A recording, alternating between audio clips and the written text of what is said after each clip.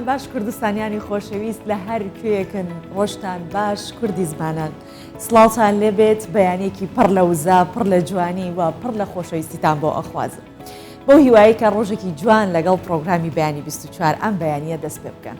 ئەمڕۆ ستاپی پرۆگرامی بەیانی 24 جوانترین بابەتەکانی لە هەربەی خۆی بۆ ئێوە ئامادە کردو بۆی کە ئێوە ببن بە بینەر و بیسەری سوودی لێوە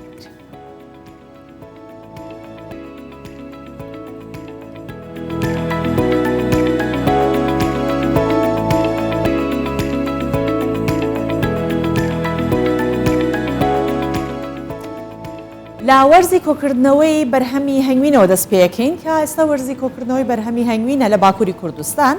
وا بێگومانی تر هەنگەوانانی جۆڵەمێرگ وردە وردە دەستەکەن بە کارەکانیان ئەوش بۆ کۆکردنەوەی بەرهەمی هەنگوینی سروشتی جا ڕێگەکەی زۆر دوورە ئەبێت دەیان کیلۆمەتر ببڕن و سەدان مەتر بە بەرزایەکان لە چاکانە هەڵبکشین سەر بکەون تا بەرهەمێکی سروشتی و خۆشی هەنگوین بەدەست بێن جا با بەیەکەوە ئەو بابەتە ببین. وەرزی بەرهەفکردنە هەنگیوێت چیایەن جۆلەمێرگێ دەست پێ کرد. جۆلەمێرگ یەک ji bajarên Bakurê Kurdistanê yê bi hingivên xwe yên çiyê navdar e ku li çiyayên wê yên bilind û zozanên wê yên berhemdar tê berhevkirin. Mêşvan Adil Yîd jî ev 23 salin ji çiyayên wî bajarî hingiv derdixe ji keda xwe ya îsal jî keyfxweş e. Li ev keyfxweşî ked û zehmetiyeke mezin dixwaze. Hilkişîna çiyayên asê û xwedîkirina mêşan ne karê ku re herbaban e. Zor oluyor tabii ki özellikle şimdi bir arayı dağdan... Bêguman karekî zehmet e. Ji bo tu bizanî cihê mêşan ku derê ye, divê tu lê bigerî. Piştî ku te cihê wan zanî, tu çavderiya mêşan dikî. Ji demsala biharê heya meha îlonê. Carna em ji bo kîloyeke hingiv 5 kilometreyan dimeşin û carna 200 metre bi çiyê ve heldikişin. 5 kilometre, 6 kilometre gidiyoruz. Böyle 100-200 metre bazen böyle dağa tırmanıyoruz. Bêguman ev keda zehmet jî biha û kiryarên xwe yên taybet hene. Ne tenê ji nav sînorên Bakurê Kurdistanê û Tirkiyeyê ji Ewropayê jî gelek kes daxwaza hingiva çiyê dikin. Genellikle yurt dışına da birkaç... Piraniya kiryarên me ji nava welêtin. Lê derveyî welêt jî kiryarên me hene. Ji Almanya û Norveçê daxwaza hingiv tê kirin. Hingiva siruştî ji me dixwazin û ez jî ji wan re dişînim. Bunlar hakiki bal istiyor. Ben de gönderiyorum. Kiloyekî hingiva çiyê 2500 lîre ango $140 e. Ji ber ku bi dest her kesî nakeve kiryar pêş dema berhem anînê vexwaz dikin.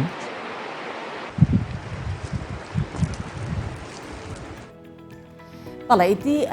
خەڵک لەوە باش تێگەیشتووە کە بەرهەمە ئۆرگانیکەکان چەندە بۆ تەندروستی باشن و بە بەردەوام بە دوای ئەو بەرهەمانە دەگەڕێت کە خۆماڵین ئۆرگانیکن بۆیە ئێستا بەشێکی ئەو جوتیار و گوندنشینانیش کە دەکەونە سەر ڕێگای سەرەکیی گەرمیان و سلێمانی ساڵانە وەکو نەریتێکی لێ هاتووە کە لە کاتی پێگەیشتنی بەرهەمەکانیان هەموو بەرهەمەکانیان هێن لە قەراغی شەقامە هاتوچۆی با بڵێن ئەو ڕێبوارانە گەشتیارەکان کە هاتوچۆکەن لەسەر ئەو ڕێگایە بەرهەمەکانی خوان لەوێ ساغەکەنەوە جا ئەو ڕێبوار و گەشتیارانش ئەوە دەزانن و خواستێکی زۆریشان لەسەر ئەو بەرهەمانە هەیە بۆیە کاتێکە کەسێک لە گەرمیانەوە چێ بۆ سلێمانی و سلێمانیەوە بۆ گەرمیان دەزانن لەسەر ئەو ڕێگەیە زۆرێک لەو بەرهەمانە هەیە بۆتە جێی سەرنجیان بەرهەمی ئۆرگانیک و بەرهەمی خۆمانن و دەڵێن لەوێ ئەچین ئەیکڕین ئەمە نەک هەر بۆ کڕیارەکان سوودی هەیە بەڵکو بۆ جوتیارانش قازانجی باشی هەیە ئەوانەڵێن کە قازانجەکەی زۆر زیاترە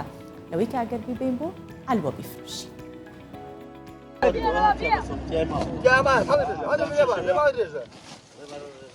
لەگەڵ پێگەیشتنی چەندین جۆر بەروبوومی کشتتوکاڵی ئەو گوندنشینانەی کە دەکەونە کەنار ڕووباری سیروان و سەرڕێگای سەرەکی نێوان گەرمیان سلێمانیەوە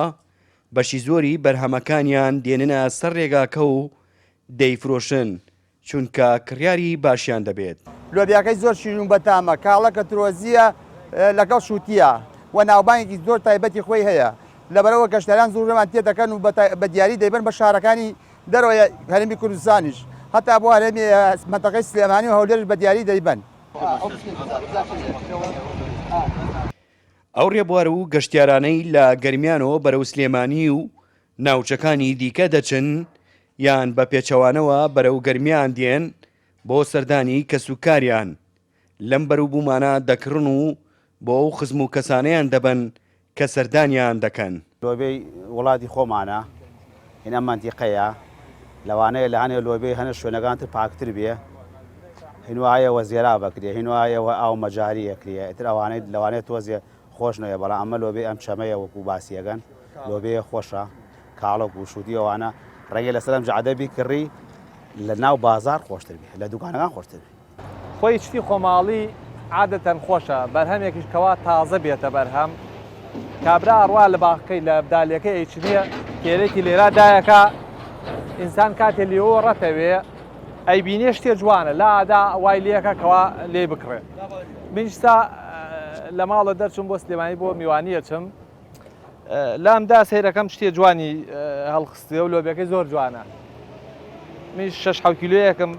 سند بۆ ئەو ماڵێکەوە بۆ هێچم. خاکی بەپیت و کەشوهەوای گەرم و ئاوی سوێر سێ لەو خەسڵەتە تایبەتمەندیانەیان بە بەرەوبوومە کشتتوکاڵەکانی گەرمیان بەخشیوە ئەوە شوای کردووە لە کاتی پێگەیشتنیان خواستی زۆریان لەسەر بێ و زووتر لە بازاردا ساغ بکرێنەوە. هەرێم جاف کوردستان 24 گەرمیان. ئەمانە راپۆرتێکن کە دڵمان خۆشەکەن کە جوتیاران ئەتوانن بەرهەمەکانیان ساغ بکەنەوە شێوازی تایبەتیان بۆ کڕیارەکانیان دۆزیوەتەوە کە بێن لەوێ ئەو بەرهەمە جوانانە بکڕن بەڵام لەگەڵەوەشە دەبینین کە بەهۆی وشکە ساڵیەوە کاریگەری لەسەر بەرهەمی کشتتوکاڵی هەیە بەرهەمی ئاژەڵداریش بە هەمان شێوە ئەویش با لێرە باسی بکەم کە باسی پارێزگای دهۆکەکەم ئەڵێم لەسەرەتای یاخود سەرڕای هەبوونی 84 پرۆژەی بەخێوکردنی ئاژەڵ و بەرهەمهێنانی شیرەمەنی و گۆشت و ئەمانە بەڵام خاوەن پرۆژەکان دەڵێن کە ماوەی 2 ساڵە بەهۆی وشکە ساڵیەوە بەرهەمی ئاژەڵ بۆ هەموو جۆرەکانی ڕووی لە کەمبوونەوە کردووە. جا ئەمەش پێگومان کاریگەری زۆری ئەبێت لەسەر داهات و خەرجیەکانیان ئەمە جگەی لەوەی کە وشکە ساڵی هەیە جا ئالیکیش گران بووە نەواکات کە خەرجی ئەو ئاژەڵدارانە زۆر زیادکە بەرهەمەکانیش کەمتر بکات.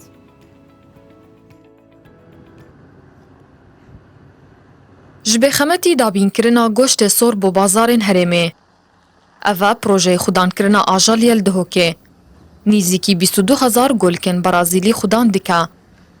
û bi gotina rêveberê projeyê nîzîkî 70 sedê ji daxwaziyên bazarî ji goştê sor ew dabîn dikin. Evro 8000 golek me heye المشروع. Em tejhîz kin Zaxo, Duhok, Erbîl. Ev herêm yani hemî em tewzî dikin golkê xwe. تقريبا 6 حتى 7 صد قشتي صور ام تجهيز كن بو ماركتا بو سيك حمي. Celal demê 3 salaya ev projeyê dabînkirina şîrî heye. Berînha berhemê pezî wî rojane digihişte 5 kîloan. Lê bi gotina wî niha berhemê vî projeyê nagihîte 5 kîloan di rojê da û daxwaz dike harîkariya wan bihête kirin. Berînha me şîrê wan Mesela şirin ne bu? Bana da kuarım da da şirin verdi. Bıçak dedim ama bıçak mı da barka kuar. Abi heviye man kana şirin var. Benim o mutlu 45 kilo bas var. Ve 5 kilo jenene. İçi ve koyayım gati bas var. Bana da kuarım da av da çavuş şarkı و درمان. Li parêzgeha Duhokê berhemê goştê sor salane digehîte 13,000 tanan. Li pêdiviya bazarî bi zêdetirî 23,000 tanaya û berhemê şîr 74,000 tanin. Li pêdiviya bazarê 135,000 tanaya. Rêveberiya Samanê Ajalê li Dihokê diyar dike di salên dawiyê da 3 sedê ji berhemên van projeyan kêm bûye. Pêtiviya ew destpêkî hikûmeta herêmê piştevaniya projeyê me biket projeyê Samanê Ajalê giştî û hemî ajel dara bû dabînkirina alîkî herwasa û erzankirina bihayê wî ser cûtiyarî. Li parêzgeha Duhokê 84 projeyên xwedankirina ajalî hene û piştbestin li ser watê kirin bo dabînkirina şîr û goştê sor. Li salên dawiyê de ji ber hişka saliyê ev berheme kêm bûne û bi gotina Rêveberiya Samanê Ajalî li Duhokê پێویستە ئالیێن پەیوەندیدار هاریکاریە خوددانên van projan bikin da hawîrdekirina van berheman ji derve kêm bibe. Hevrist Recep, Kurdistan 24 Duhok. جیا لە باسی بەرهەمی کشت و کاڵی و ئاژەڵداریوانە بەجێ ئەهێڵی دەینە ناو بابەتێکی دیکە کە ئەمڕۆ میوانی تایبەتمانە بێت سەبارەت بەما گفتوگۆی لەسەر ئەکەین کە ئەویش لەگەڵ دەستپێکی خوێندن بەشێک لە خوێندکاران ترسی قسەی ڕوخێنەر و ناخۆشیان لە دڵا دروست بووە لەلایەن کێ لەلایەن مامۆستاکانەوە بە گوێرەی گوتەی پسپۆڕانی پەروەردە ساڵانە چەندین قوتابی بەم هۆیەوە هەرواز لە خوێندنە هێنن بە یەکجارێکی بۆ ماڵەوە یاخود ئەسڵن هەرڕقیشیان لە خوێندن هەڵستێت و ڕقیان لێ بێتەوە بۆ هۆیەوە بەشێک لە مامۆستاکان چونکە وشەی زبر و توند بەکارهێنن هاوکارمان ئەم بابەتی ئامادە کردو لەسەری دواتر دەگەڕێ بۆ وڵاتان دوو میوانیشما بێت لەسەر ئەم بابەتەک گفتوگۆی لەسەرەکە. لەگەڵ دەستپێکی ساڵی نوێدا ترس لە لای بەشێک لە خوێندکاران دروست بووە بۆ هۆی ڕەفتاری توند و ڕوخێنەری بەشێک لە مامۆستاکان. لە دوای شەڕی داعشەوە لە سەلاحەدینەوە هاتۆتە سلێمانی بە هۆی قسەی ناخۆش و ڕوخێنەری بەشێک لە مامۆستاکانیەوە خوێندنگەی بەجێهێشتووە. پەیوەندیم لەگەڵ مامۆستاکانی پێشوم باش نەبوو لە کاتی وەرگرتنی پشوو نەیاندێش بچینە دەرەوە بە شێوەیەکی باش مامەڵیان نەدەکرد وشەی نەشاوێن بەکاردەینە هەمیشە وریان دادەبەزاندین و پێیان دەوتین تەمەڵیان نەزان هەر شتێکان پێدەوتم بۆ باوکم دەجێڕایەوە.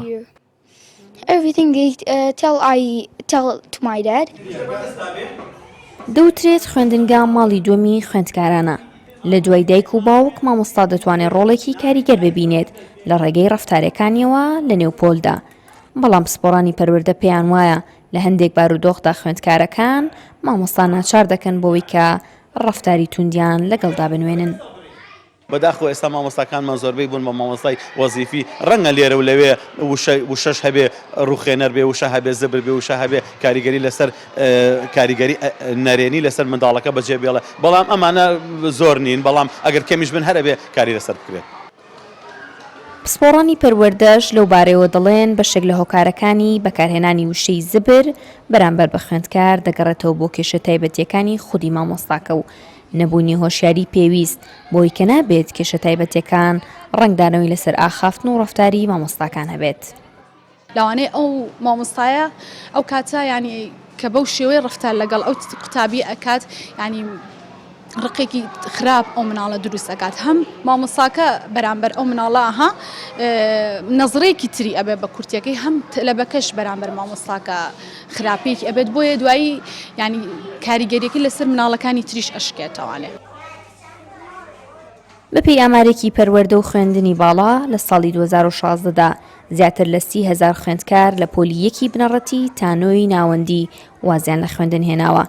کە پێیان وایە جگە لە هۆکارە زۆر دیارەکانی وەکو نەگونجانی بارودۆخ بەشێک لەو ژمارەیە دەگەڕێتەوە بۆ ڕقلێبوونەوەی خوێندکار لە خوێندنگە. نیان بارزان کوردستان 24 سلێمانی.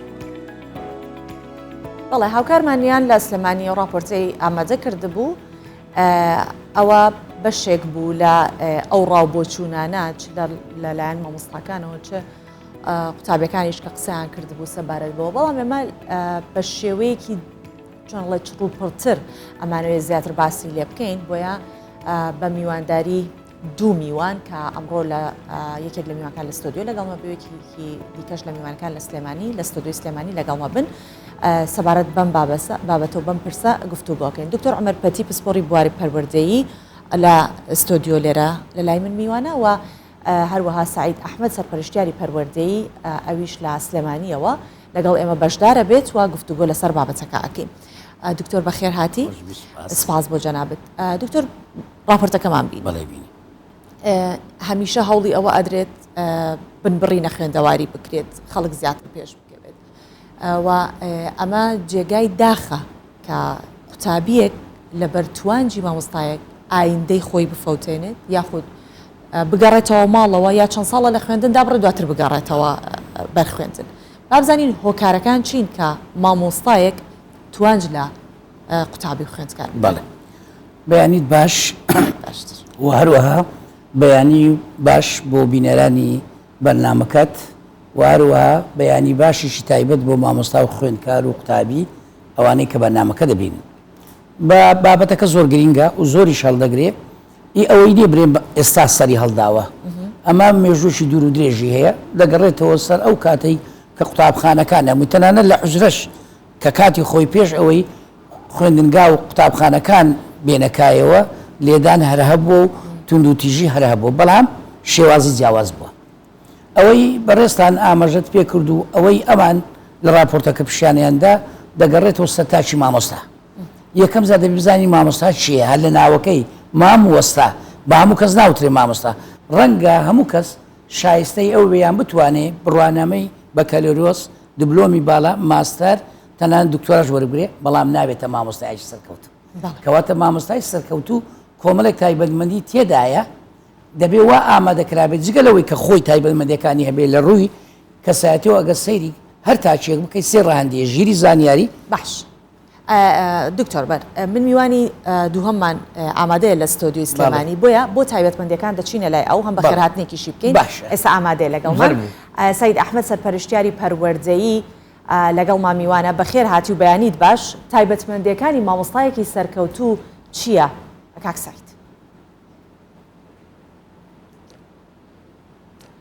بەیانیتان باش بە خێرهاتنی بەڕێز دکتۆر عومەر پەتی سپاس بۆ کەناڵی کەی 24 هیوادارم هەموو کەناڵەکانی تر لە 24 سەعاتی پەخشیانە بەلایەنی کەمەوە 24 خولەک بۆ پەروەردەدانێن چونکە پەروەردە سێ گۆشەیەکە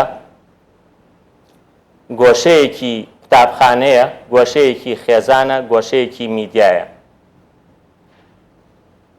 یەکێ لەو گۆشانە لاسەنگ بێت پەروەردە لاسەنگە بێت بەڕێز دکتۆر عومەر پەتی پرسیارێکی جوانی وروژان ئەبێ ئێمە سەرەتا بزانین کێ ئەبێتە مامۆستا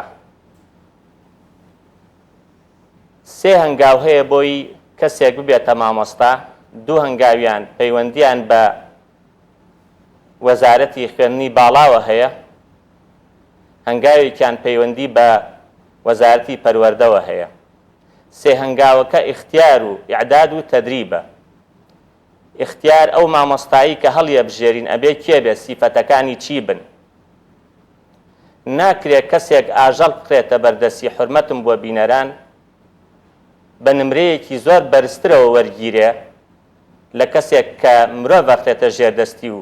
پیشەکەی مرۆڤ سازیە ناکرێت کەسێک موچەکەی زیاتر بێ لە مامۆستا کە مامۆستا پیشەکەی مرۆڤ سازیە بەڵام کەسەکەی تر ئاژەڵێک گەخرێتە بەردەسی ئەوە خاڵی یەکەم خاڵی دووهەم ئیعدادە ئامادەکردنە کە هەر سەر بە وەزارەتی خوێندنی باڵایە ئەبێ مامۆستا ئامادە بکرێت لە سێ ڕەهەندەوە توانای زانستی توانای پەروەردەیی لەگەڵ ڕۆشنبیری زانستیە ئەمانە هەموو سەر بە وەزارەتی خوێندنی باڵان ئەوەی ئیشی وەزارەتی پەروەردەیە هەنگاوی سێهەمە ڕاهێنانە ئەبێ مامۆستا ڕاهێنانی پێ بکرێت ڕاهێنانیش لای جەنابتان معلومە کە گواستنەوەی زانیاریە ڕاستکردنەوەی ڕەفتار و قەناعەتە ئینجا گەشەپێدانی کارامەییەکانە لەبەر ئەوەی کەسێک کە ئەو سیفەتانی تیانە بێن ناتوانێت ببێتە مامۆستایەکی سەرکەوتوو لە ڕۆشنبیری زانستیە ئەبێ مامۆستا توانای بڕیاردانی هەبێت توانای لێکدانەوەی دیاردە سروشتی و کۆمەڵایەتیەکانی هەبێ و بیرکردنەوەیەکی زانستی و ڕەخنەگرانە و داهێنەرانەی هەبێت باشە زۆر چاکە ئمە دواتر ئەگەڕێینەوە لای جەنابێت چۆن بتوانین مامۆستایەکی لەو شێوەیە دیسانەوە ئەکرێ ئەمێژ ناوی بنین پەروەردە مامۆستایەکی لەو شێوەیە پەروەردە بکرێت ئەوەی کە ئەو بنەمایانی تێدایەوە بەو شێوەیە دەبێت دکتۆر دێمەوە لای بەڕێزت باسی ئەومان بۆ بکەی کە لە ڕووی پەروەردەییەوە تا چەندە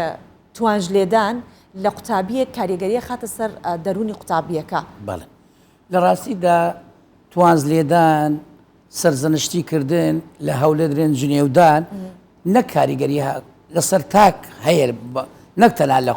قوتابخانە و خوێندکار بەڵام ئی قوتابی لەبەر ئەوەی بەپێی قۆناغەکان دەبێ ئێمە برین دەتوانین برین ناسکتری قۆناغی باخسەی منداڵانە دوایی بنەڕەتی ئەو زادێتە ئامادەی و زانکۆ هەمویان کاریگەریان لەسەر هەیە بەڵام لەبەرەوەی کە دەرێن منداڵ ناسکترین لە گوڵ ناسکترە تۆ بێ توانزی بەگەر بەکاری بێنی سەرزەنشتی بکەی بیشێنیەوە بێگومان کاریگەریەکەی لەسەر کەساتی دەبێ ینی بەیانی لەوانەیە دەبێتە کەسێکی ڕق لێبوونەرەوە یعنی وای لێ دێ هەمیشە ڕقی لەو مامۆستا دەبێت و زاریوە گشتان نندەکات نەکتەران لەو مامۆستایە لە هەموو مامۆستایەک بەو ناوەی کە ئەو مامۆستا کە لەگەری خراپە ناوی مامۆستا سەردارە ناوی مامۆستا سینە لەبەر ئەوەی ئەو مامۆستایە جوونەی داوە بەرامبەر بە هەموو مامۆستایەک زاری جاری وای لێیە ینی ئەو کەسایەتێ لە ئایندەش ڕنگ دەداتەوە هەروەکو لە راپۆرتەکە و تۆش ئاماژ پێکرد زۆر نمونەمان هەیە من لەبەرەوەی مامۆستا بوومە لە قۆناغی سەرەتایی دوایی لە پەیمانگای مامۆستان و ئێستاش لە زانکۆ لە هەموو قۆناغەکان بینیمە قوتابی خوێندکار بەزیهێشتووە لەوانەیە کەسێکی زۆر بەتوانە بێ زۆر زیرەک بێ لە ڕووی زیرەکی و زانستەکە بەتوانایە بەس لەبەرەوەی ڕفتارێکی کردووە بە دڵی مامۆستاکانە بووە مامۆستاکە قسەیەکی زبر یعنی چی دڵی هێشاندووە ئاماژەم پێکرد گوتم مناڵ گوڵە تۆ بێی ئەم گوڵا نەزانی مامەڵەی گوڵی لەگەر بکەی هەڵدەوەرێ هەلوەرانەکانش لە ئایندە لەوانەیە کاریگەری بۆ کۆمەلگا دەبێ اینجا ئەمە لە ڕووی کەسایەتیەوە لە ڕووی پەیوەندیەکانەوە وای لێدێ ئەم کەسە کەسێکی بێتە توندوتیش لەوانەیە وای لێ بکاتن کاردانەوەی هەبی لەگەر هەموو کەسێک لەبەرەوەی لە ئەنجامی ئەوەی کەوا بە توندوتیژی قسەی لەگەر کردووە ئەویش وەڵامی داوێتەوە ئەمە دەبێتە بەشێک لە ڕفتار و لە کەسایەتی ئەم منداڵە گەورە دەبێت ڕەنگە لە ئایندە گەر خوێنگای بەجێهێشت لە کۆمەلگاش کە پیشەیەکی هەبێ هەر توندوتیژە ئەگەر بەیانی سبێنێ پیشەیە وەرگێت لە کۆمەلگا دیسان هەماشتی هەیە کەواتە بەڕاستی دەبێ ئێمە جوانترین وشە جوانترین ڕفتار لەگەر منداڵ بکەین بۆیە ئێمە ئاماژەم پێکرد مامۆستا چێ بەختیار زێوە چی دەرێ مامۆستا تۆ لای من زۆر پیرۆزی تۆ لە باوکم زیاتر بۆ من دڵسۆزی جوان هەز دەکەم بە زمانێکی شیرین پێم دەبەخشی زانستی خۆچین بچین هێزی و دڵ و دەماغت هێندە بەرزە وتارەکەت هەستم دێنێتە لەرزە یعنی کەواتە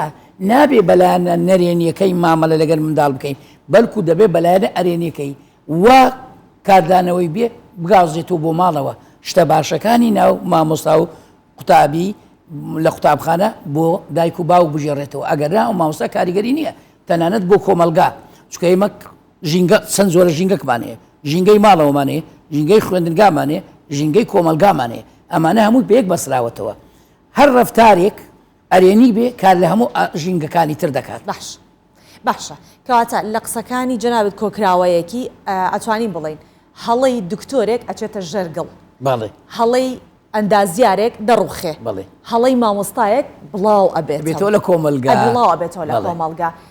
بڕێ سەعید دێمە لای جەنابەت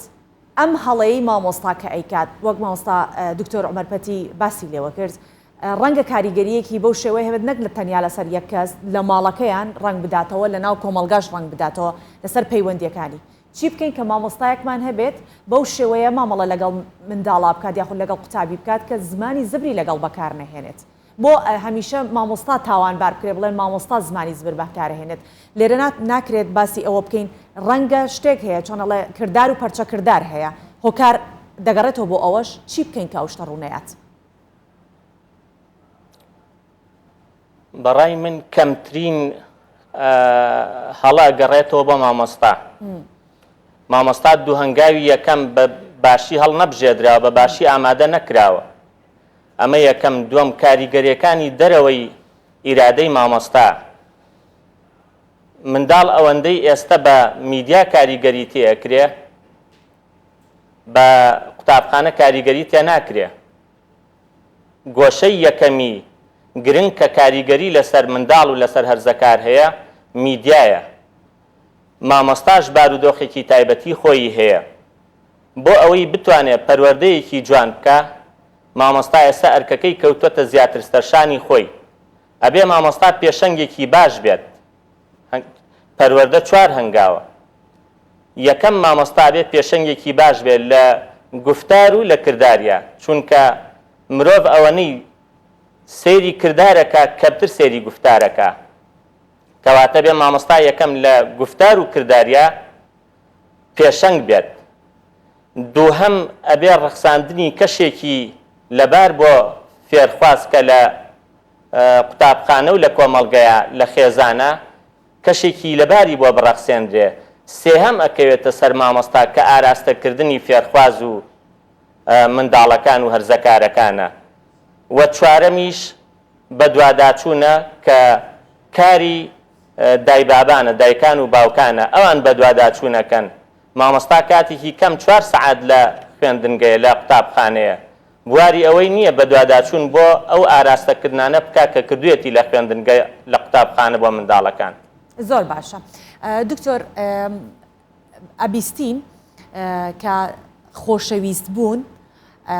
زۆر باشترە وەک لە ڕێزگرتن. ئێستا ڕەنگە بە هەڵە لە من تێبگە ئەگەر بڵین بۆ کەسێک ڕێزی لێ بگرین ڕەنگە لە ترسا تا ئەو کەسە وجودی هەیە بوونی هەیە من ڕێزی لێ بگرم، بەڵام کە ڕۆی ئەمە لە ترسای ڕێزی لێ تەواو ڕێزەکە نامن ئەوەی کە من ئەمێ ئەیکەم. بەڵام ئەگەر کەسێکم خۆشویست کە خودی خۆشی لەو شوێنە نەبوو بە حرمەتی ئەو لەبەر خۆشەویستی ئەو شتە ناکەم. چی بکەین کە مامۆستا بە جۆرێک خۆشەویست بێت لە لای قوتابی کە نەترسی هەبێلەی و ئەو ڕێزەی کە هەیەی چ لە بوونی مامۆستا لە پۆلە چ لە دەرەوەی پۆل هەمان شت بێت. زۆر جوانە بەراوردێکی باشت کرد بینی ڕێزگرتن و خۆشەویستی هەردووچان پێویستن. بەڵێ بەهایەکن لە بەهاکانی ناو کۆمەلگا دەتوانم برێم دوو بەهان بیان خێنا و ترازوو بۆ هەموو تاک پێویستە، هەم بەڕێزیەکە و هەم خۆشەویستەکە. بەڵام ئەگەر خۆشەویستیەکە هەبێ بەڕێزیەکەش دروست دەبێ و پەرشی پێدەی. نمونەت بۆ دەینم، یعنی ئەگەر بێت و مامۆستا خۆشەویست بێ وا بکە خۆشەویستەی وا دروست بکە بچێتە ناو دڵی خوێندکارەکە قوتابیەکە بێگومان بابەتەکەشی خۆش دەوێت. وای لێدێ دەتوانم بڵێم ژینگەی قوتابخانەشی خۆشوێ. بەڵام ئەگەر هات و خۆشەویستی لە بینی مامۆستا و قوتابیەکە نەبوو ئەو کاتە ڕێزگرتنەکەش دروست نابێ. تۆ چۆن ئاماژەت پێکرد ڕێزگرتنەکە ئەو کاتە لە ترسە کە مامۆستاکە لە پۆل چوە دەرەوە وەکو ئەوەیە کە تازە ئازاد کرابێ هەمویان دەرێن هۆی داوای لێبوردن لە بینەران دەکەم. بەڵام وایە من بینیومە ئەو مامۆستایی کە لی دەترسێن و کە قسەی ناشین بەکاردێنی هەر کە زەنگ لێ درا پشوو چۆ دەرەوە هەمویان دەیکەن بارا و هین کەواتە دەبێ خۆشەویستەکە لەسەر بنەمایەکی ڕێکوپێکی زانستی بێ. وەکو چۆن مامۆستاش ئاماژەی پێکرد مامۆستا دەبێ پێشەنگ بێ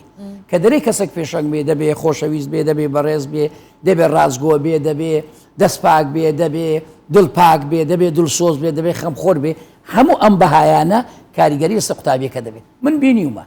بابەتی زۆر گران هەبووە بەس لەبەرەوەی مامۆستاکە خۆشەویست بووە هەموو خۆشیان ویستووە بابەتەکەی لای ئاسان بووە خوێندویانە. بەڵام ئەوەی کە مامۆستایەک تۆند و گرژ و مۆن و چ و شەیتر بەهەڵ تەنتانە ناوێن تەماشای دەموچاوی کرد نەک لە ئاستی بەس خوارەوە لە باخسەی منداڵان و بنەڕەتی بگرە لە زانکۆش هەیە. یعنی مامۆستا وا هەیە قوتابی پڕ بە دڵی خۆی سەیری دەموچاوی مامۆستای نەکردو چی لێ فێر دەبێ. تەنانەت ئەگەر لە پۆلی شابێ خۆی کۆنتڕۆل دەکات لە ترسی مامۆستایەکە کە شتەکەش فێر دەبێت کاتیە. بەڵام ئەوەی بە خۆشەویستەکە وەرەگرێ دەسەسپێ لە مێشتی ڕێزگرتنەکەشی کاتی نابێ ئەو کاتە دەبیت هەمیشەی هەمیشەکە چۆن دەیزانین ئەکە تێستێکی بۆ بکەیت تەماشا دەکەی دوای ئەوەی کە ئەو قۆناغە دەبڕێ یان دوای ئەوەی کەەوە دەبێتە فەرمانبەریان لە شوێنێک خۆشەویستەکە و ڕێزگرتنەکان دەبینێ کە دەبینێت تەماشای دەکاتن لە بیری ناکە دەنێ مامۆستا ئەوە تۆ لە فلان قۆناغە لە کفران کاتە کەواتە لێرە ڕێزگرتنەکە دەبێتە تەواوکەری خۆشەویستەکە و دەسەسپێ. بۆیە دەبێ مامۆستا یەکێک لەو تایبەتمەندانە من 124 تایبەتمەندی لە مامۆستای سەرکەوتوو هەیە یەکێک لەوانە کە خۆشەویستە یەکیان لەوان ڕێزگرتنە کەواتە باسی مامۆستا باسی هەڵبژاردننی مامۆستای کرد خۆ مامۆستا هەموو کەس نابێتە مامۆستا هەڵبژاردن چۆنە لە وڵاتان پێوەرمان هەیە. یعنی دێن بزانن لەو خێزانە ئایا ئەو کەسەی دێ لە کۆلێژی پەروەەردە یان کۆلێژی بنەڕەتی وەردەگیرێ دەبێت چێ بێ. ئەگەر بێت و دایک و باوچی مامۆستا بێ خاڵی زیاتر وەرەگرێ بۆ وەرگرتنەکە. دوای دێن ئەگەر داشی نەبوو یان باب یان داک ئەدی ئەگەر دایک و باو نەبوو دێن بزانن خوشکە گیانبرای چێە لەبەرچی چکە ئەو کەسانی کە مامۆستان لە خێزانێک سەیری پەروەردەکەیان کە دیارە پەروەردەکەی ئەوەندە دروستە ڕەنجی داوەتەوە بۆیە دێن لەو خێزانە وەردەگرن جگە لەوە دەبێ نەک بە نمرە بێ. مامۆستا ئاماژەی پێکرد وەرگرتنی ئێستا لای ئێمە بەداخەوە نمرێ دەبێ بۆ مامۆستایەتی بە هەموو قۆناغەکانەوە دەبێ لێژنەیەکە بێ لەژنەی چاوپێکەوتن بیزانی لی بپرسی ئایا شایستێ نەک تەنها لەلایەنی هەڵس و کەوت و ڕەوشت و توانایی و دڵسۆزی و خەمخۆری و بەهاکان تەنان دەربڕین ئایا زمانیتەوە بەڵێ دەبێت لە ڕووی دەرونی کۆبەلاتی لا پەروەردەی هەمووی ینی بۆ نمونە ئیستا لەگەڵ ڕێزم ئێمە ڕێزی خاون پێداویستی تایبەتی دەگرین بەڵام من یەکێک لەگەر نیمە بۆ نمونە سەقەت بێ یەکێک فسە زمان بێ ئەمانە هەمووی قوتابی دوای گاڵتەی پێ دەکەن ینی کاتی خۆی ئێمە ڕێگامان نەدەدا کە من لە کۆلژی پەروەردە بووم سەرۆشی زۆر لە لێژنەکان بووم ڕێگام نەدەدا ڕەنگە خەرگری دەکرد زۆر باشە دکتۆر بەڕێ سعید ئەوەی کە هەیە لە پۆلەکانە ئەوەی مامۆستا بێت ئێستا گوێبیستی ئێمە دەزانێت کە بەشێک لە ئەو خوێندکار و قوتابیانە هەن زۆر بزێون یان لە تەمەنێکان ئیتر جوڵیان زۆر زۆرە پێویستە ینی کۆنتترۆل بکرێت بۆی کە بتوانن کۆنتترۆلی دەرسەکە بکەن کۆنتترۆلی کاتەکە بکەن وانەکە بوترێتەوە چۆن مامۆستایەکی سەرکەوتووە توانێت کۆنتترۆلی ئەو دۆخە بکات بەبێوەی کە بە توانجێک یاخود بە قسەیەکی ناشرین ئەو منداڵە کۆنتترۆل بکات.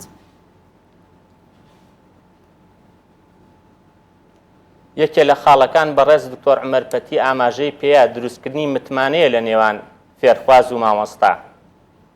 ئەو متمانەیە کە هەبوو لە نێوان فێرخواز و مامۆستا فێرخوازی بزێ و نامێنێ لە ڕاستیە چەند تەکنیکێکی کەشەیە کە پێویستە مامۆستا هەنێک کارامەیی هەیە هەی بێت یەکەم ڕێگەی فێرکردنی کاریگەری گونجاو بەکاربێنێ بۆ هەر بابەتێک بۆ هەر پۆلێک بۆ هەر تەمەنێک ئێمە بیردۆزەکانی فێربوون و فێرکردنمان هەیە بیردۆزی سلوکیمان هەیە معریفیمان هەیە بیناییمان هەیە سۆسیۆ بیناییمان هەیە بەداخەوە ئێمە لە کوردستان و لە عێراقیشا تا ئێستا هەر ڕێگە کۆنە باوەکانە بەکارێنین لەوانە وتنەوەیە کە بیردۆزی سلوکیە تەڵقینی فێرخوازەکەین و ئازانین کە فێرخواز لە پۆلا دانیشە ئیترە بێ دەنگی لێوە نەیە و نەجوڵێ بەڕاستی ئەوە شێوازێکی کۆن و ڕزی و پواوە ئەوە باوی نەماوە لە هیچ وڵاتێکی پێشکەوتوی جیهانە و خاڵێکی تریش هاندانە ئێمە هاندان دوو جۆر هاندانمان هەیە هاندانی دەرەکیمان هەیە و هاندانی ناوەکیمان هەیە هاندانە دەرەکیەکە بە معنای تەشجیعە لە عەرەبیە هاندانە ناوەکیەکە بە معنای تەحفیزیە لە ڕاستیە هاندانی ناوەکی زۆر گرنگترە لە هاندانی دەرەکی هاندانە دەرەکیەکە پێدانی وشەیەکی جوانە ڕێزلێنانێکی بڕوانامەیە کە یان مادیە کە پێشکەشکردنی شتێکی مادیە بەڵام هاندانی ناوەکیەکە ئەوەیە کە دیدێ بۆ فێرخواز دروستکەین کە خۆی متمانە بە خۆی بکە خۆی بزانێ بەرەو چه ئامانجێگەڕا بەتەمای چییە ئیتر ئەوەنە پێی نەوترێ گوێ لە دەرسەکە بگرە و ئاگا لە دەرس بێ و کۆشش بکە ئەو هاندانە ناوەکیە لە ئێمە زۆر لاوازە ئەبێ ئاستی مامۆستایان بەرز بکرێتەوە ئاستی دایبابان بەرز بکرێتەوە ئەوان قەناعەت بە فێرخوازەکان بکەن کە خۆیان دیدێکیان هەبێ بۆ دوا ڕۆژی خۆیان بەتەمان چی بکەن و ببن بە چی و بۆچی هەوڵەیەن و یەکێک لە خاڵەکانی تریش لە پۆلا بەکارهێنانی هۆکاری فێرکردنی ڕوونکردنەوەی گونجاوە کەوا لە فێرخوازەکانە کاستەرنجیان ڕابکێشتێت و بزێوی لە پۆلا دروست نەکەن و خەیاڵیان لە وانەکانان نەڕوات. بەڵێ دکتۆر قسەیەکی کوردەواری هەیە ئاڵێت جێی فیشەک و گولە چاگە بێتەوە جێ قسە چاک نابێتەوە ئەمێت باسیەوە بکەین کە ئەو وشانی کە دەرئەبڕێت لە مامۆستاکە بۆ قوتابیەکەی وا لە قوتابەکە کات کە هەمان یاخود ئەو قوتابیانە وەکو ئسفنجێک وان هەرچیەک لەناو هەر شلێک دای بنەی هەڵێمژێت چونکە تەمەنێکن ئەو جەوە وەرەگرن کە خۆیانتیان تا چەندەوە کاریگەریە کاتە سەر منداڵەکە بۆ ئەوی کە دواتر کەسێک بێت بە هەمان زمان بە هەمان زاراوە قسە بکات یاخود قەت ئەو قسەی بیر ناچێت تەلەبە هەیە گەورەش بۆڵێت لە بیرم هەیە مامۆستاکە مای پێتم لە تەمەێکی گەورەشە بیری ناچێتەوە خۆی دوو کاریگەری لە ئەرێنی و نەرێنی هەیە ئەگەر مامۆستا لایەنە باشەکەی هەڵبژارد کاریگەریەکەی ئەرێنی ڕنگ دەداتەوە لە کەسایەتیدا ئایندەش ئەو نمونێتی نامن بەخۆم بەبیرم دێتەوە مامۆستای زمانی کوردیمان ئەو کوردیە پەتەیەکی ئێستا تەنها یەک کەس لە هەموو جیانایە کە پێی دێنن دکتۆر عومەرپەتی بەندەیە دەگەڕێتەوە بۆ مامۆستای زمان و ئەدەبی کوردی مامۆستای کوردیمان ئەوەندە شتی جوانی هەڵدەبژار تا ئێستا لە بیرم ماوە من 45 ساڵە خزمەتم هەیە باوەڕ بکە ساڵی 65 کە پۆلی یەک بووم هینەکانم لە بیرماوە ینی بۆ نمونە سرودی فێر دەکردین ئاخر دەبێ مامۆستا خۆتەنا ئەوە نییە بەس لایەنە زانستەکە هەروەکو مامۆستا سعیدیش باسی کرد دەبێ گرنگی بە هەموو بوارەکانی ژیان بدە ینی لە بیرما ئەو سرودەی فێر کردین دوو نمونەت دەدەمێت چکە نمونەکان گەلێ زۆرە یەک باسی پشەی دەکرد ئێستا ئەیمە با گرنگی بە ژینگە دەدەین و گرنگی بە هاوڕێتی جاندەرەندێ دەرەچی پشی لە سوورەی دەستەمۆ وەرە نان و ماس بخۆ داچی بێچولەی مردی خێراوەرە بە مردی ژمارەی 5 و 6 تاقە یەکێکیان ڕەشە یەکێکیان بۆری سەرزل یەکێکیان ڕەنجی وەگوڵ یەکێکیان چاوی شینە وەرە چاچی ببینە پشی لە سوورە ماندووە وا لە پەناکەندووە بۆ خۆی لێوە خەوتووە وەرە سەیری کە فێرە قەبارەت دەکا گەورە و بسوچی فێرە ڕەنگەکانت دەکا فێرە ژمارەت دەکا فێرە بەهاکانت دەکا فێر هاوڕاتی جانداران دەکا فێرە یعنی ئێستا ئێمە لە 2022 مامۆستایەک بێ لە 65-66 خەوە مامۆستای دروسۆزە اینجا لە ژمارە بە شتی تری فێری دەکەم من لەبەرەوەی کاتەکە نایەمە دەمەوێ بکەم کەواتە ئەو مامۆستایە کاریگەری وا بوو من تا ئێساش یادی دەکەم پێش 3 سال کۆچی دوای کرد هیوادارم گۆڕەکەی پڕ و ناچی بێ دوایی من پاژەوەی دکتۆرام وەرگرت سەرپەرشتیاری پەروەردەی چۆن مامۆستا سەعید سەرپەرشتیاری پەروەردەی لە خولێکا من بوومەوە مامۆستایان بەڵام کە من دانیشتم لە کاتی ڕۆژنە گوتم دەبێت تۆ پێشم کەویت لە کاتی دەرچوونا من گوتم ڕاستە من ئێستا دکتۆرام هەیە و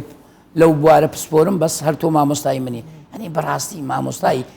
سەرەتایی کە ئێستا پێدەرێن بنەڕەتی کاریگەری زۆرە ئەمە لەلایەنە باشەکەی ئەدی لایەنە خراپەکەی جاری واش مامۆستا وشەی زۆر ناشێن بەکاردێنی کە وتن بۆ نمونە داوەشەی سەخیف دانیشە یعنی وشەکان ئەوەندە کاریگەری هەیە لە ڕووی دەرونی دەمێنێتەوە ئەم لایەنە هەروەکو ئاماژەم پێکرد جگەلەوەی دەبێتە بەشێک لە کەسایەتی بەکاریش دەین لەگەر خەڵکی ترە ئێمە سپاس دەکەین من ئاماژەی ئەوەم پێکەن کە کاتەکەمان زۆر زۆر کەمە بۆ هیواییکە هەرچەندە کەمیش بوو بە کاتەکەمان توانی بێتمان کاتمانەوە بەڵێ کاتمان زۆر شت مابوو باسی کەین فرێن بۆ هیواییکە بتوانین جارێکی دیکە چکە پرۆگرامی بەیانی 24 گرنگێکی تەواویش بە سۆماخانیەکشت پێشنیاز دەکەم من بۆ کەناڵەکەتان بۆ بەڕێوەبەرەکەتان جێ لێبێ پێویستە مانجی یەکەم یان هەفتەی یەکەم هەموو کەناڵەکان بەرنامەکانیان تەرخانکەن چکە دەستپێکی خوێندنە زۆر گرینگە تۆ ئەگەر نەوەیەکی تەندروستت پێکێنا معناوە کۆمەلگایکی تەندروست ئێمە لە پرۆگرامی بەیانی 24 کاتێکی تەواومان بۆ پرسە پەروەردەیەکان تەرخان کردووە ڕۆژانە ئێمە پرسە پەروەردەیەکان هەر لەم پرۆگرامەوە بۆ بینەران و بیسەرانمان ئەخەینە ڕوو ئێمە سپاسی ئێوەکەین ئەم بەیانیە میوانی ئێمە بوون بەس پێش ئەوەی کۆتایی پێونەگە نیو خولەکەم بدەیتێ لەسەر مامۆستا عوسمان هەورامی خوا لێ خۆش بێ ئەو بەرنامەی داناوە بە ناوی ئەگەر کامیرەوە ئەگەر بیتە پێش زۆر باشە دەرێت دڵسۆزترین کەس لاوی چێە دەمەوێت بەس ئەوەی بخوێنمەوە ئەگەر ڕێگام بدەن دڵسۆزترین کەس هەر مامۆستایە لە خۆبوردنی زۆر بێ هاوتایە ڕێزی لێ بگرە بە گیان و بەسەر هێندەی نەماوە بێتە پەیامبەر ئەمە دوو دێرە هۆنراوی ئەحمەد شەوقیە کە بەڕەسەلە کووردا گوتێتی قم للمعلم وفيه تبجيلا كاد المعلم أن يكون رسولا دەستەکان ڕێزم بۆ مامۆستایان ڕێزمان بۆ مامۆستایان هەیە بۆ هیوایی کە نەوەیەکی دەروون دروست بتوانن پەروەردە بکەن و پێشکەشی کۆمەڵگای بکەن سپاس بۆ ئێوەش سپاس بۆ ئێوەش بەردەوام بن سپاس بۆ کاک سەعیدیش کە لە سلێمانیەوە لەگەڵمان بوویت سپاس دەکەین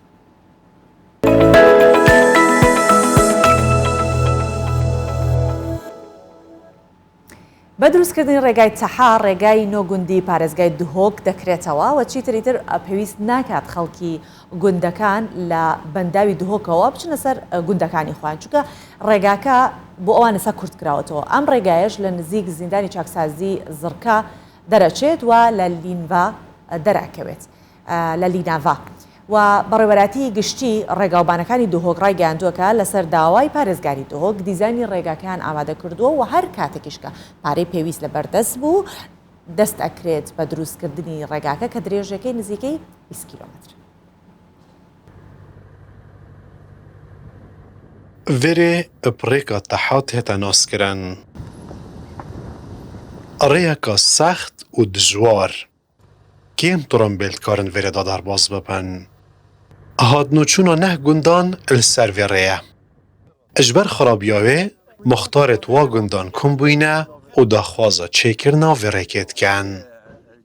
Gela cara em dê ji gundî ên diçîn kevîne ezdîhama gelê dihok. Meselan moriya pêkî vedayî, dû pişya pêkî vedayî, xelkî heqe bi xwe tê tevêrê siyahê ew ê haşminîne. Em daxwazê ji hikûmetê dikîn zîtirîn wext bûme vê rêkê çarekê lê bikin gelek û gelek ya zerûriye em haliyan neh rêka neh gundan e û gel vî çayê teha û geleka bûme zerûriye û rêka sedilmetê te girtin û porê hatî خر یا خلاص بی ام خر گندل هیویایی بومه چیکت ام کوین از دی حامل دهو که خودین دا جا ساعته که اسبا گل جای زفرین چوین بسری را چوین اتنهادا خلکی وان گندان جبوی برینا چند کیلومترکین کم اپریکا گلکا به سروبر دمک دریج در باز دکن. اجبریا نها السر دا خوازا پارزگه و دیتن جبوی ورکی هاتیه کرن. علاوه بریا گشتیاره که پرین پارزگه جرات گهینه دیزاین آماده و هر دما پاره بهتا ترخان کرن او دی دست بچه کرناوه کن. کجمه پروژه 21 میلیارن لیف داخواز پارزگاه دو که مودیت نت و دیزاین دستپکی بو کرینه نسبت جبجه کرناوی جی روانه پارزگاه دو که کری اکید اوجی سر کارت کن و ده کنت پلان دا بس اکید واجه ده رزبندی و ریک دیت گرنگتره تنجوره که اتنها داشت نبونا رین پیویست پتریا خلکی واگنداش نچاری ادگل یدهو که را هاد نشونت کتن. درست کرن و وکرن آوره جبلی که گندین پیرفات لینوا با خورنیف زیوه غازیوا برجینی بیس که درگل هر واسازیناوا دیب کمترین دم گهنه سرگنده خواه. ات همان دم دا دلود و قربالغی از زیده یا ترافیکی جی السرگل یدهو که دکم کتن کبجه که گشتیاری تتناس کرن. بفکرنا ریکا تحا نبتنی خلکی واگندان بلکو او بارگرانی و لود زیده سرگل یدهو که جیده کمتری لهتن. اجبرکو روزانه اب صدان ترمبیلش نچاری ادگل یدهو که ده هاتون شونت کن. ماسم محمد کرسام 24 دهوک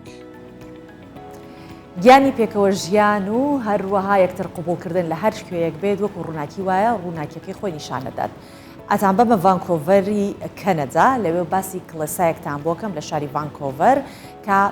دەرگاکەی بەڕووی ناوەندێکی موسڵمانان کردوتەوە کە موسڵمانانی کورد دەچنە ئەوێ لە هەفتەیەکە 2 ڕۆژی بۆ کوردانی ئەم شارە تەرخان کردو تاوەکو بتوانن لەبێ نوێژی هەینی و نەزاو پاڕانەوە و بۆنە ئاینیەکانی تێدا ئەنجام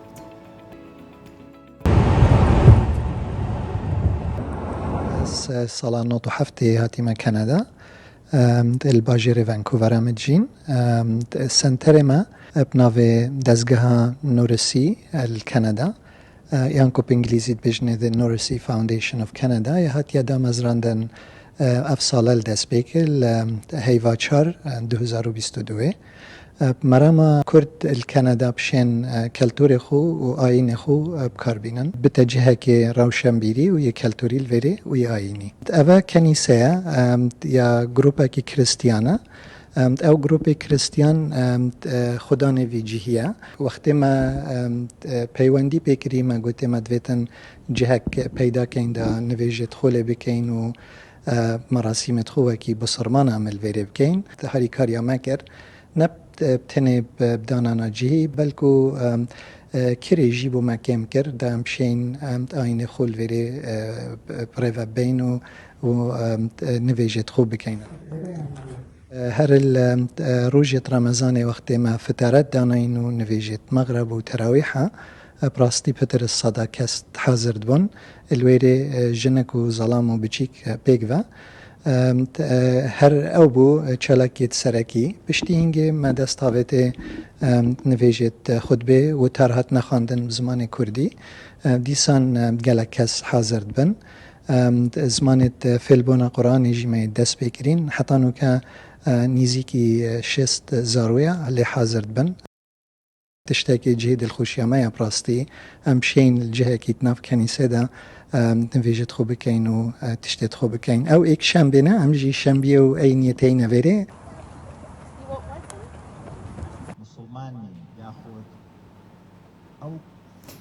بابینە سەر بابەتێکی تەندروستی ببورن بابەتێکی وەرزشیش کە ئەویش باسکردنە لە تێنزانێک کە ناوی ڕۆجەر فێدرەرە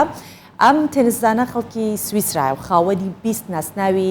گراند سلامە کە بڕیاری داوە دوای پاڵەوانێتی لیڤەرکاپی وڵاتەکەی بە یەکجاری واز لە یاریکردن بێنێت ئەم تێنزانە سویسریە لە کاروانی وەرزشی نزیکەی 45 میلیۆن دۆلاری لە بردنەوەی ناسناوەکان بەدەستهێناوە و خاوەنی 103 ناسناوی جیاوازیشە.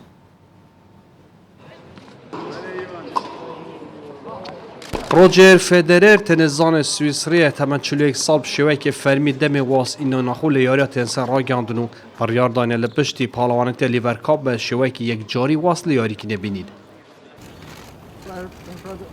فدرر خدان 20 نازناوین گراندستان لپشتی وی چنده لگراندستان ویمبلدون سال 2021 لصدام هنگافتن لآست خوی راستقین در باز بو او تنظانه پیش او هنگافتن کو بردام هاورکی لسر نازناوان دکینو لپلین پیش و ریزبند جانه بو نها لپلین نوتا هفتید. تنظان سربی خدان 103 نازناوین جوازه لأوان نازناوانه 20 دوان گراندسلامنو لپشتی رافایل نادال و نوواک جوکوویچ خدان سیم زودتری نازناوین گراندسلامه و یکم گراندسلاموی لسال 2003 بو دمکی بو پالوان ویمبلدون. فدرر زودترین نازناوین گراندسلام لویمبلدون هبوینه. او تنظانه ده کاروان خوی ورشی 8 نازناوین او پالوانه تیب دست خسنه یا یکمی لسال 2003 بو داویجی لسال 2007 بو.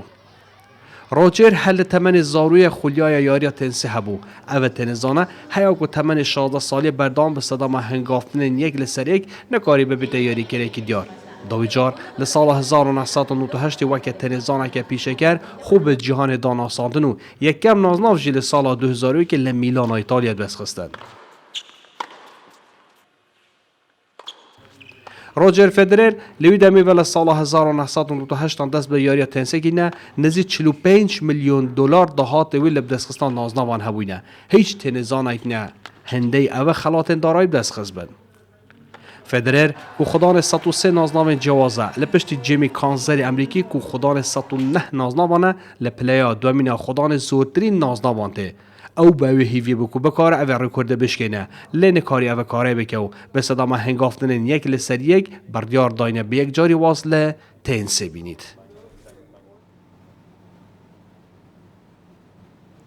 بابی نصر باسی سمای تانگو و او جور پیلاوی که با سمای تانگو لپی اکرد بۆ زۆرێک لە خانمان لە سەمای تانگۆدا ئەو پێڵاوە پاشنە بەرزانی کە لە پێیانەکەن ئەوترێت کە کلیلی سەرکەوتنیانە جا دەستکەوتنی پێڵاوێکە هەم جوان بێ هەم دراوشاو بێ هەم بەرز بێ هەم ئاسوودە بێ و هەم جوان سەماکەی پێوە بکەن بێگومان ئەم هەموو تایبەتمەندیە زەحمەتە لە یەک پێڵاو بدۆزرێتەوە ئەمە وای کردووە کە هەندێک لە سەماکارەکان هەسن خۆیان بەدەستی خۆیان پێڵاوەکانیان بۆ خۆیان بدورن لەم ڕێگەیشەوە هەندێکیان بوون بە بەرهەمهێنەری ئەو جۆرە پێڵاوە ناوازەیە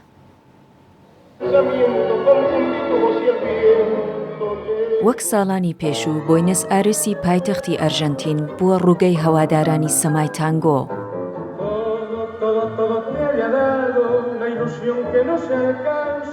سەماکاران لە سەرانسەری جیهانەوە بۆ بەشداری لە جامی جیهانی تانگۆ سەردانی ئەم شارەیان کردووە. بۆنەکە بۆ ماوەی نزیکەی 2 هەفتە بەردەوام دەبێت.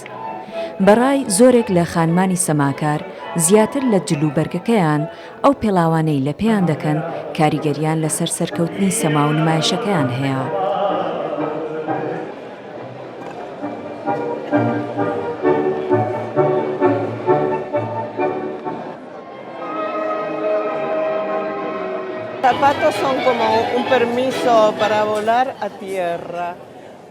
لەگەڵ پێڵاوەکانی تایبەت بە تانگۆ باڵ دەگریت هەر لەسەر زەوی دەفڕیت واتە پێڵاوەکان دەبێت ئەوەندە لە پێکانت یەکیان گرت بێت کە تۆ هەست بکەیت پێڵاوەکان دەلاوێنیتەوە ئەوانیش تۆ دەلاوێننەوە دەبێت پێڵاوەکان بدرەوشێنەوە و بەرزیش بن پێویستە لەگەڵیان هەست بە بەهێزبوون بکەیت.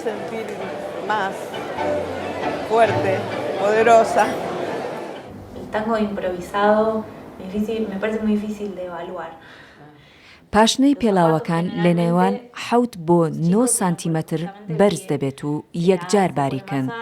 زۆر لە سەماکارانیش ناتوانن پێڵاوی گونجاو لە بازاڕەکاندا بدۆزنەوە. ئەوان دەڵێن دۆزینەوەی پێڵاوێک کە لەگەڵ پێیەکانت بگونجێت پێویستی بە ئەزمون و تاقیکردنەوەی زۆر هەیە. هەندێک جار پێم وابوو تەنها دەتوانم بە پێڵاو سەما بکەم و هەندێک جار بە پێچەوانەوە بەبێ پێڵاو هەر بۆیە جار بەجار ناچار دەبووم بە سەماکەمدا بچمەوە و هەمواری بکەمەوە بۆ ئەوەی بەبێ پێڵاو سەما بکەم بەڵام دوجار کاتێک کە بڕیارمدا پێڵاوەکانم بە چاوکراوەیەوە هەڵبژێرم دیسان بە پێڵاو سەمام کردەوە. هەندێک لە خانمانیش هەرگیز ناتوانن بەبێ پێڵاو سەما بکەن. ئەو پێڵاوانەی لە بازاردا هەن ئاسوودەییان پێنابەخشێت. بۆیە ئەوان دەستیان کردووە بە دروستکردنی پێڵاو و تەنانەت لەم ڕێگەیەوە بوونە بەرهەمهێنەری پێڵاوی تانگۆ.